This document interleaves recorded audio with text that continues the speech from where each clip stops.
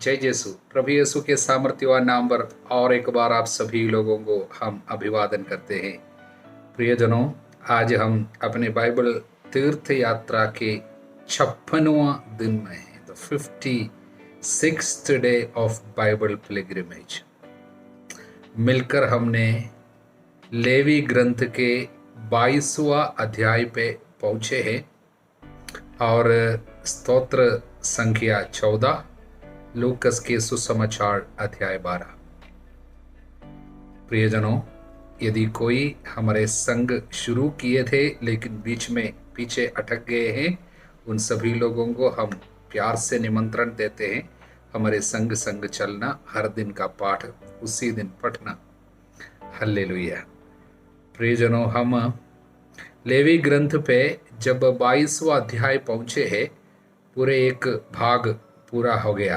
मतलब 11वां अध्याय से 22वां अध्याय तक शुद्ध और अशुद्ध, पवित्र और सामान्य, इनके बीच में जो भेद है उसकी व्याख्या दी गई है प्रभु की ओर से। और आप सभी लोग, हम जानते हैं, शायद इस पुस्तक की एक व्याख्या हम जो देने की वादा करते थे उसकी आप प्रतीक्षा कर रहे होंगे।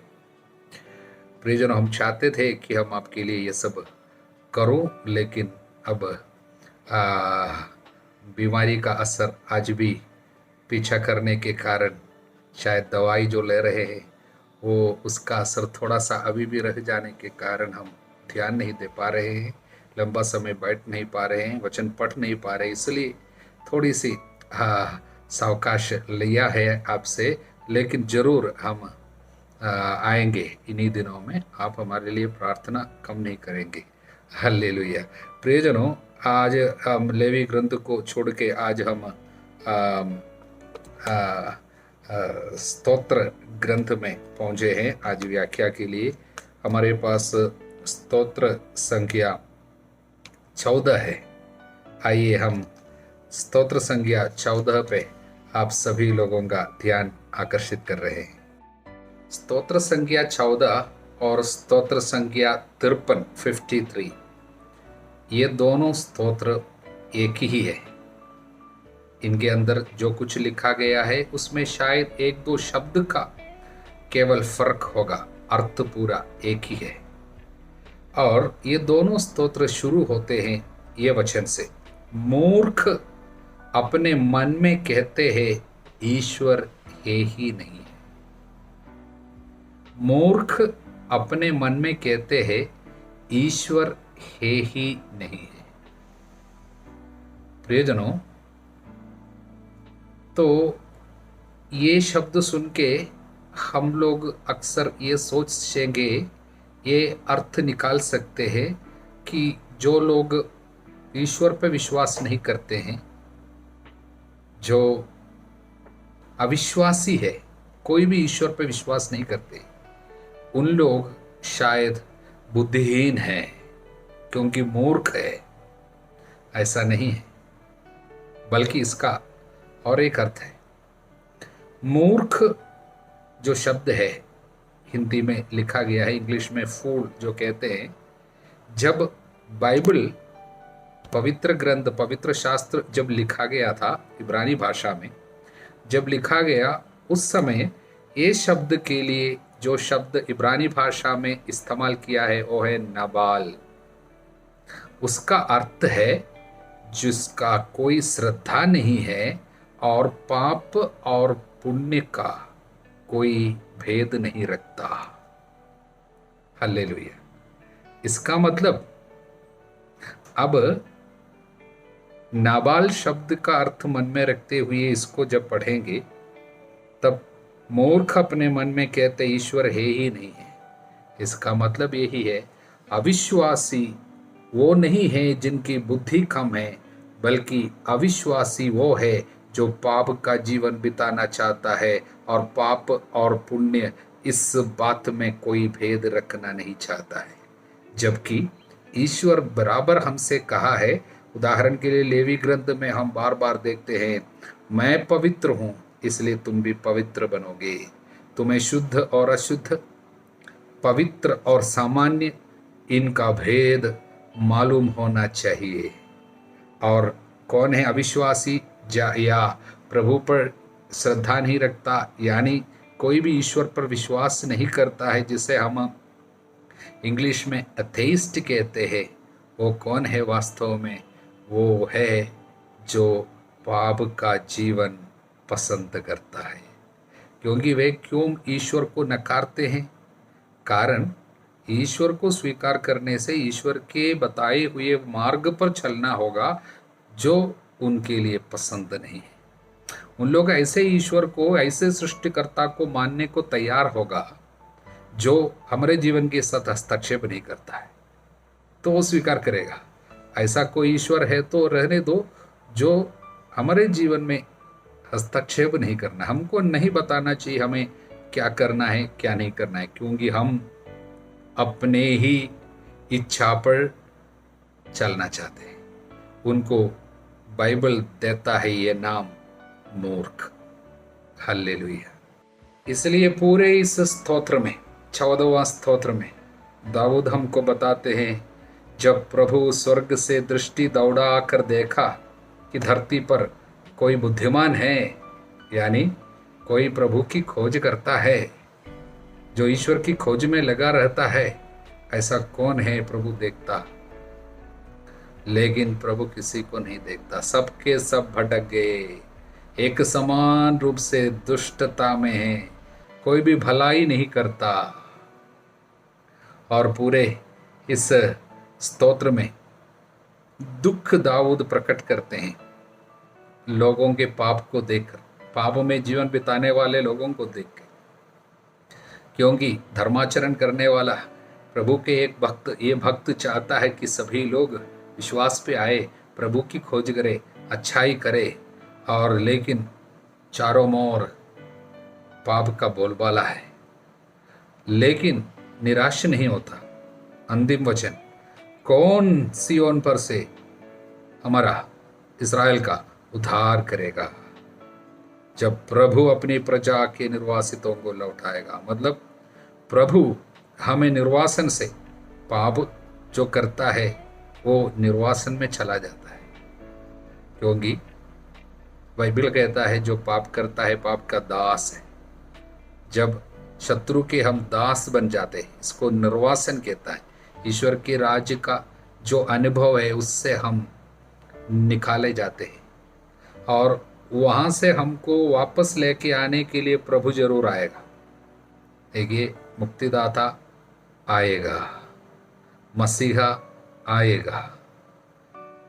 दाऊद के मुंह से एक भविष्यवाणी है, प्रभु हमको बचाने के लिए आएगा। तब हम क्या करेंगे? याकूब उल्लसित होगा, इस्राएल आनंद मनाएगा। कौन है याकूब, कौन है इस्राएल? एक ही है। 2 बार दोहराया गया है ये बताने के लिए कि हमारा आनंद ज़्यादा होगा। कब? जब प्रभु आएगा। यही तो हम लोग लूकस के सुसमाचार के 2:10 में, 2:11 में सब पढ़ते हैं। जब यीशु धरती पे आया तब स्वर्गदूत आकर क्या बताए? मैं बड़े आनंद का सुसमाचार सभी लोगों के लिए, बड़े आनंद का सुसमाचार सुनाता हूँ, आपका मुक्तिदाता आ गया। इसलिए यीशु का आगमन सभी लोगों को आनंद से भर देगा। ये दाऊद वहाँ पर घोषणा कर रहे हैं। कब? चारों ओर पाप को देखते हुए भी वो निराश नहीं होते। इसलिए संदेश क्या है? हमारे परिवार में कोई भी अविश्वासी होंगे, आपका जीवन साथी, बच्चे शायद अंधकार में, पापों में, अविश्वास में जीवन बिताता होगा। निराशा का शब्द तब भी नहीं बोलना। बोलना प्रभु आएगा, बोलना प्रभु हमको बचाएगा। उस समय हम आनंद मनाएंगे। प्रभु की मुक्ति को देखकर, विश्वास की आंखों से प्रभु के द्वारा जो कार्य होने वाला है उसको देखकर आज हमें आनंदित होना है। उसके लिए दाऊद हमको निमंत्रण देते हैं। हालेलुया। तो दाऊद के द्वारा प्रभु ने यह प्रकट किया कि मूर्ख कौन है। मूर्ख कौन है? जो ईश्वर पे विश्वास नहीं करता। हालेलुया। आज हम लूकस के सुसमाचार के अध्याय 12 पे आते वक्त ईश्वर स्वयं किसी को मूर्ख कहते हैं। 12वां अध्याय वचन 20, परंतु ईश्वर ने उससे कहा, मूर्ख, इसी रात तेरे प्राण तुझसे ले लिए जाएंगे, तूने जो इकट्ठा किया है वो अब किसका होगा। किसको प्रभु ने मूर्ख कहा? वो मूर्ख धनी का दृष्टांत है। और उस दृष्टांत प्रभु ने कब किसको सुनाया? वचन 13 से, भीड़ में से किसी ने ईसा से कहा, गुरुवर, क्या बोला? गुरुवर, मेरे भाई से कहिए कि वो मेरे लिए पैतृक संपत्ति का बंटवारा कर दे। उन्होंने उसे उत्तर दिया, भाई, किसने मुझे तुम्हारा पंच या बंटवारा करने वाला नियुक्त किया? प्रभु थोड़ा कटु शब्द बोलता है। कारण, ये व्यक्ति प्रभु के पास क्यों आया? प्रभु को इस्तेमाल करना चाहता है। काय के लिए? अपने आत्मा के लिए नहीं, पाप क्षमा के लिए नहीं, और उद्धार के लिए नहीं, बल्कि किसके लिए? धरती पे मुझे कुछ पैसा चाहिए और मेरा भाई मुझसे लड़ रहा है और आप उनसे कहिए मेरे को संपत्ति देने के लिए। कई लोगों की हालत है दुनिया में, भक्ति को धन संपत्ति पाने की उपाधि के रूप में इस्तेमाल करता है। भक्ति उनके लिए केवल एक मार्ग है। काय के लिए? पैसा पाने के लिए, कुछ कमाने के लिए। प्रभु के पास क्यों जाता है? ये बताने के लिए, मुझे नौकरी चाहिए, मुझे वो पैसा चाहिए, मुझे घर चाहिए। दूसरे किसी बात के लिए प्रभु की जरूरत नहीं। ना पाप क्षमा की जरूरत है, न पछतावा है, न स्वर्ग की खोज है, न अपने आत्मा को बचाने के मार्ग के बारे में सोचता है। उनके लिए इस दुनिया में हमको सुख सुविधा में पैसा के साथ और अच्छी कमाई के साथ बढ़िया से जीना है, इस तरह सोचता है। ऐसे व्यक्ति जब पास में आकर, भले ही यीशु के पास तो आया, भले ही यीशु से निवेदन और प्रार्थना किया, किंतु प्रभु ने उनसे क्या पूछा? किसने मुझे तुम्हारा पंच या बंटवारा करने वाला नियुक्त किया? मतलब किसने तुम्हारा मेरा ये रिश्ता, अभी जो कार्य के लिए आप आए हैं वो रिश्ता, मतलब ये कार्य कराने वाला, पैसा दिलाने वाला नियुक्त किया। मतलब प्रभु कहता है, मैं वास्तव में वो नहीं, मैं केवल तुम्हारा बंटवारा करने वाला, पंच या तुमको पैसा दिलाने वाला, तुम्हारे लिए वो कराने वाला केवल वो नहीं हूं मैं। वास्तव में प्रभु मुक्तिदाता है। इसने यीशु को क्या बुलाया था? गुरुवर, टीचर। केवल टीचर नहीं हूं मैं केवल गुरु नहीं हूं, मैं प्रभु हूं। मतलब यीशु हमारा प्रभु है, वो मुक्तिदाता है। इस बात को उसने स्वीकार नहीं किया था और इसलिए यीशु ने उनको ये कहा, सावधान रहो, हर प्रकार के लोभ से बचे रहो। प्रभु ने इस व्यक्ति के अंदर लोभ, लालच की दुष्टात्मा को देखा और उसके बाद प्रभु ने वो दृष्टांत सुनाया। किसी धनवान की जमीन बहुत फसल लाई और अपने मन में वो इस प्रकार विचार करता, मैं क्या करूं, मेरे यहाँ जगह नहीं रही जहाँ अपनी फसल रख दूं। तो उसने कहा, मैं ये करूंगा, अपना भंडार तोड़कर उनसे और बड़े भंडार बनवाऊंगा, उनमें अपनी सारी उपज और अपना माल इकट्ठा करूंगा। देखिए, इतना जो कुछ भी किया वो पाप नहीं है। उसने बहुत मेहनत किया होगा और अपने खेत में बहुत उपज आया, उस बार बहुत अच्छा फसल मिला, वो अच्छी बात है। तो उसने क्या सोचा, मैं और भंडार नया बनवाऊंगा। वो भी पाप की बात नहीं है। लेकिन पाप कहाँ है? 19वां वचन, और अपनी आत्मा से कहूंगा। किससे कहूंगा? आत्मा से। इसका मतलब आत्मा है करके उनको विचार है, वो जानता है मेरी आत्मा है, वो जानता है मनुष्य शरीर मात्र नहीं है बल्कि आत्मा भी है, वो जानता है। लेकिन वो क्या कहता है? हाँ भाई, मतलब आत्मा के साथ बहुत अच्छी रिश्ता भी है। और क्या बोलता है? तुम्हारे पास बरसों के लिए बहुत सा माल इकट्ठा है, इसलिए विश्राम करो, खाओ पियो मौज उड़ाओ। यही था उनका पाप। मतलब ईश्वर का ज्ञान उनको है, उनको मालूम है कि मेरी आत्मा है, लेकिन वो आत्मा से क्या कहता है? खाओ पियो मौज उड़ाओ। आत्मा सब कुछ है, लेकिन वो सोचता है धन संपत्ति काफी है। आत्मा के लिए धन संपत्ति काफी नहीं है। खाना पीना काफी नहीं है। योगीश्वर का राज्य खाना पीना नहीं है, बल्कि न्याय, शांति, आत्मा द्वारा प्रदत्त आनंद का विषय है। यहाँ पर उसको आत्मा से आनंद नहीं मिलता, बल्कि संपत्ति से आनंद मिलता है। संपत्ति पे आनंद मनाता था, संपत्ति पे आनंद मनाता था। इसलिए वो कहता है बरसों के लिए संपत्ति है, इसलिए मौज उड़ाओ। तब प्रभु ने उनसे कहा, ईश्वर ने उनसे कहा, मूर्ख, इसी रात तुम्हारी आत्मा ले लिया जाएगा, इसी रात तुम्हारी मृत्यु होगी। तुमने जो इकट्ठा किया किसकी किसकी होगी। यही दशा उसकी होती है जो अपने लिए तो धन एकत्र करता है, किंतु ईश्वर की दृष्टि में धनी नहीं है। यही मूर्खता है, जिसको हम स्तोत्र संख्या 14 में और स्तोत्र संख्या 53 में मूर्ख कहते हुए सुना। जो क्या कहता है, ईश्वर है ही नहीं है। वास्तव में उनका ईश्वर कौन है? इस दुनिया की सुख सुविधा और धन है। इसलिए बाइबल में अनेक जगह में लालच को मूर्ति पूजा कहा है।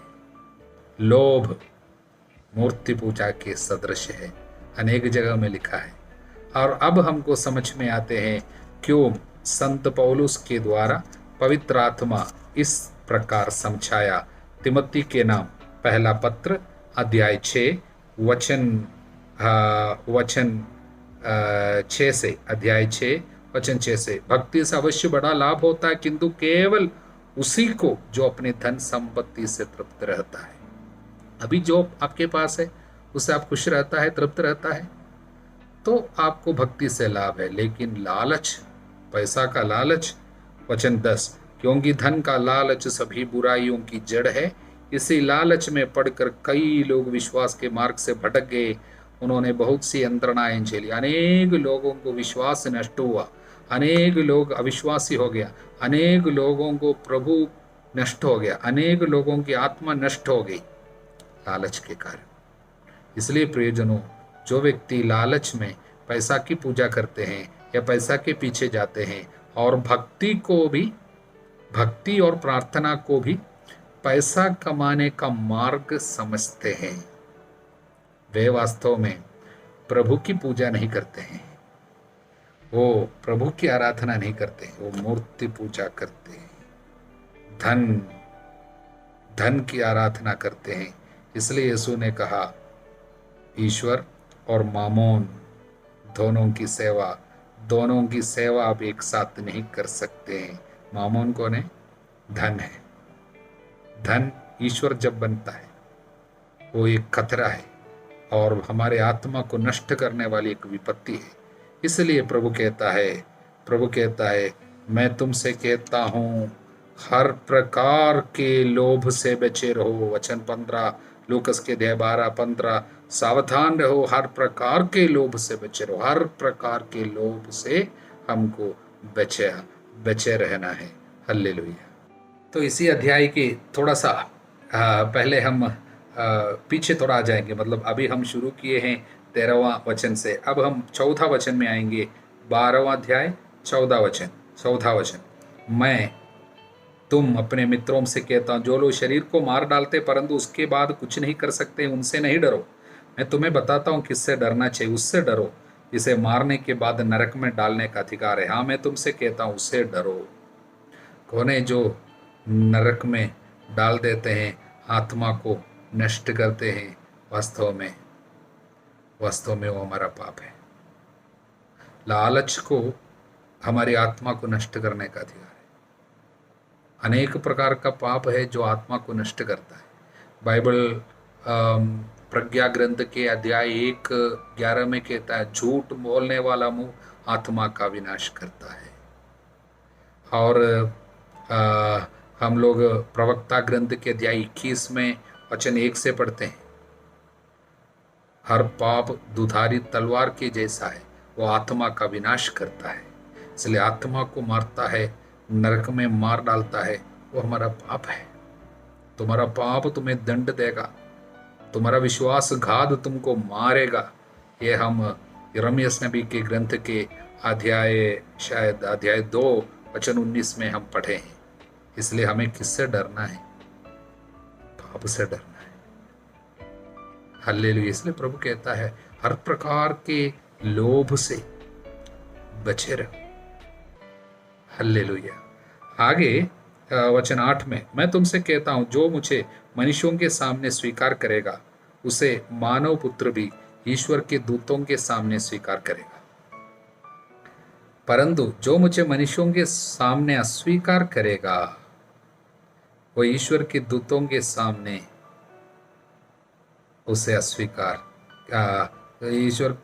वह ईश्वर के दूतों के सामने अस्वीकार किया जाएगा। मतलब आप यदि प्रभु को स्वीकार करेंगे लोगों के सामने, प्रियजनों, प्रभु जब महिमा में आएंगे आपको स्वीकार करेंगे। प्रभु को स्वीकार करने का मतलब, प्रभु कौन है? मुक्तिदाता है।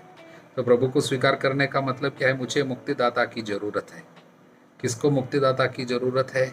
जो ये स्वीकार करते हैं कि मैं पाप में हूँ, गुलामी में हूँ, मुझे मुक्ति की जरूरत है।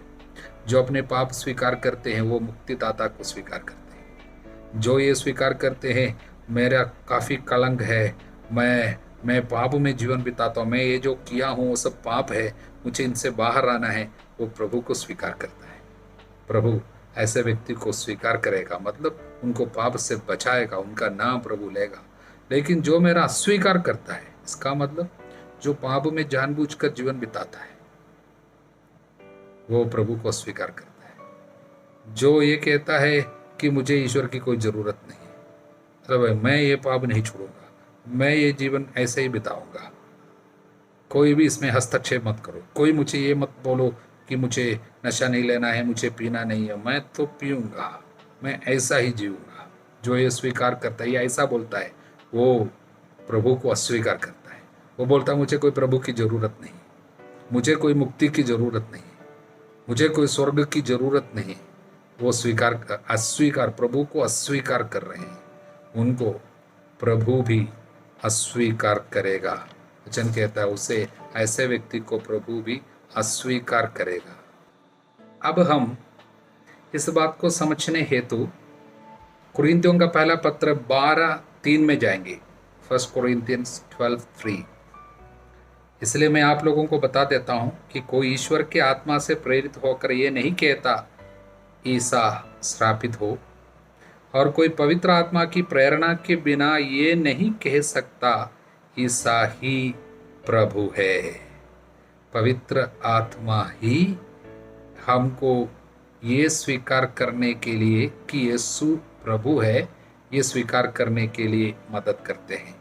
पवित्र आत्मा की प्रेरणा के बिना कोई भी ये स्वीकार नहीं कर सकता। और ये भी है, पवित्र आत्मा से प्रेरित होकर कोई भी ईश्वर के आत्मा से प्रेरित होकर ये नहीं कहता ईसा श्रापित हो, मतलब मुझे ईश्वर की जरूरत नहीं है। ये पवित्र आत्मा के साथ आप कभी कह नहीं सकता। जब आप ये कहता है मुझे ईश्वर की जरूरत ही नहीं है, आप किसके विरुद्ध बोलते हैं? पवित्र आत्मा के विरुद्ध कार्य कर रहे हैं। अब इसलिए आगे प्रभु कहते हैं वचन 10, जो मानव पुत्र के विरुद्ध कुछ कहेगा उसे क्षमा मिल जाएगी, परंतु पवित्र आत्मा की निंदा करने वाले को क्षमा नहीं मिलेगी। ये कौन है? पवित्र आत्मा की निंदा करने वाले लोग, पवित्र आत्मा की निंदा करने वाले लोग।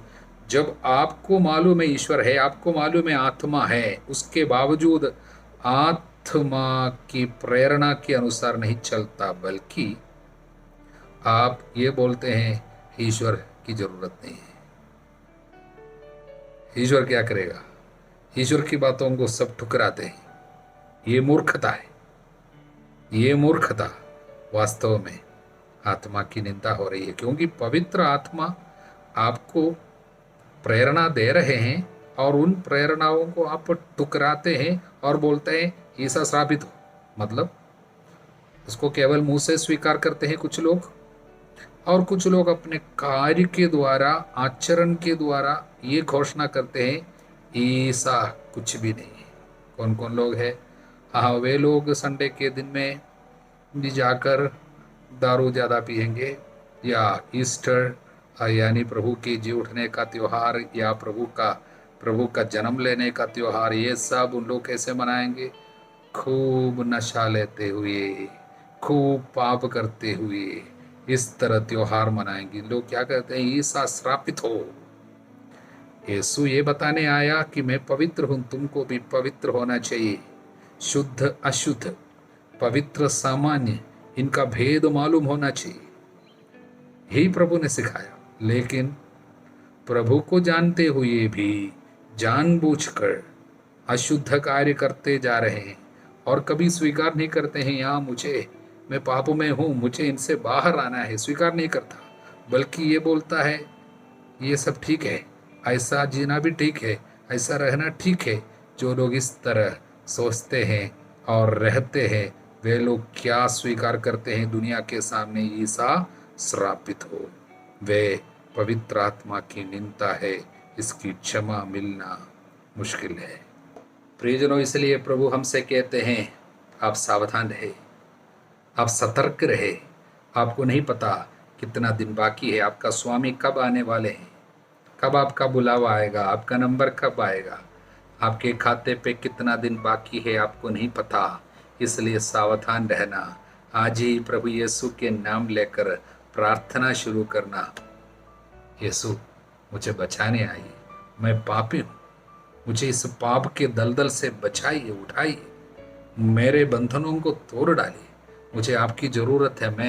मैं असमर्थ हूँ, मैं अकेले कुछ नहीं कर सकता हूँ, मुझे आपकी ज़रूरत है। इस बात को स्वीकार कीजिए। ऐसे स्वीकार करने वाले लोगों को प्रभु स्वीकार करेगा, हमारा नाम प्रभु लेंगे वहाँ पर। हालेलुया। हमारे प्रभु यीशु मसीह की कृपा, ईश्वर का प्रेम, पवित्र आत्मा का साहचर्य आप सभी लोगों को प्राप्त हो, अब सदा सर्वदा अनंत काल तक। आमीन।